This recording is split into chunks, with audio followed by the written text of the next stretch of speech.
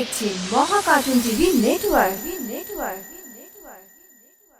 Hello বন্ধুরা, আজ আমি তোমাদের আরও একটি গল্প শোনাবো, যার নাম হলো বুদ্ধিমান শেয়াল ও বোকা চিতা। একদা এক জঙ্গলে এক শেয়াল থাকত। সে নিজের খাবার জন্য শিকারের খোঁজ করছিল। হঠাৎ করে সে এক মরা হাতিকে দেখতে পেল। শেয়াল তাকে খাওয়ার কথা চিন্তা করল, কিন্তু খেতে পারল না, কারণ শেয়াল হাতির শরীরে নিজের দাঁত ঢোকাতে পারছিল না। তখনই সেখানে এক সিংহ ওর নজরে আসে।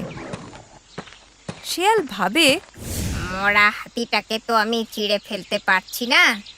যদি এই সিংহটা সেই কাজ করে ফেলতে পারে, তাহলে বাকি পড়ে থাকা শরীরটা আমি খেয়ে নেব। তার জন্য সে একটা উপায় বাতলায়, আর তারপর সে সিংহকে বলে, মহারাজ প্রণাম, আমি আপনার জন্য এই হাতিটাকে মেরেছি। আপনি একে খেয়ে আমায় ধন্য করুন।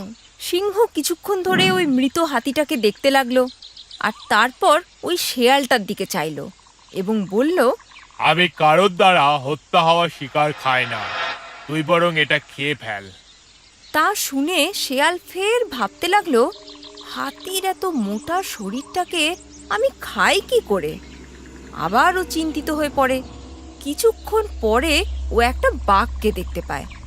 বাঘ ওই মরা হাতিটাকে দেখে খুব আনন্দিত হয়।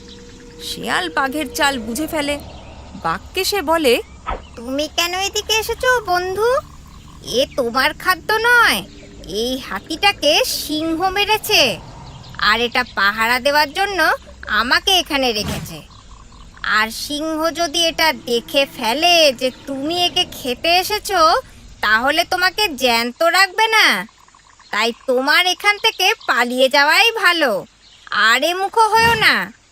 আগেও একটা বাঘ সিংহের শিকারকে মেরে খেয়েছিল, তখন থেকে সিংহ বাঘের পরিবারকেই ঘৃণা করে। এ কথা শুনেই বাঘ সিংহের ভয়ে সেখান থেকে পালিয়ে যায়, আর শেয়াল আবার সেই মরা হাতিটাকে খাওয়ার উপায় ভাবতে থাকে, কিন্তু খেতে পারে না।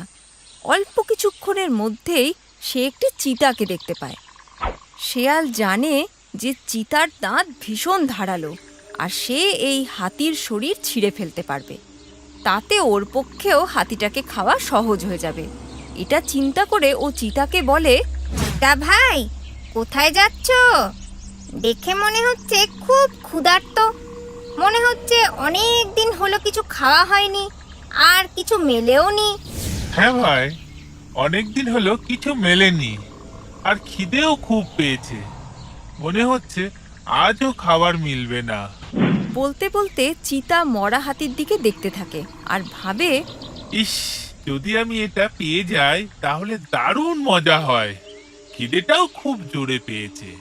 শিয়াল বলে ওঠে, কি ভাবছো ভাই? এই শিকারকে খেয়ে ফেলো, তোমার খিদেও মিটবে আর সিংহ টেরটিও পাবে না। যদি সিংহ ওকে মেরেছে, তাহলে সে জানতেও পারবে না যে কেউ তাকে খেয়েছে কিনা। আমি ওকে কিছুতেই খাবো না। এ কথা বলে চিতা তার অনিচ্ছা প্রকাশ করল। অন্যদিকে শেয়াল ভাবল, চিতাও যদি একে না খায় তাহলে তো আমিও একে খেতে পারবো না।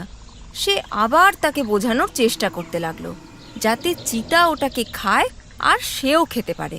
দেখো ভাই, তুমি এটাকে খেয়ে ফেলো, এ সুযোগ হারিও না।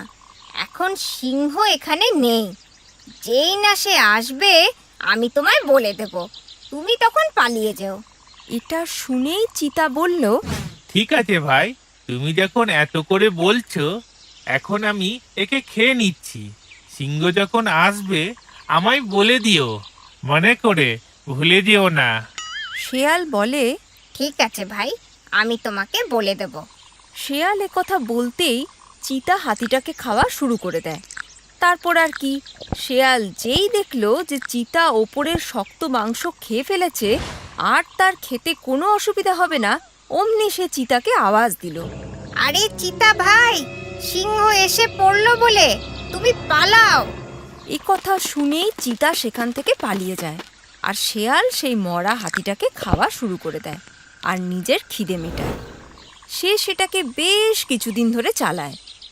এইভাবে শেয়াল নিজের চালাকির জোরে শিকার জোগাড় করে আর সবার নজর এড়িয়ে অনেক দিন ধরে সেটাকে খায়।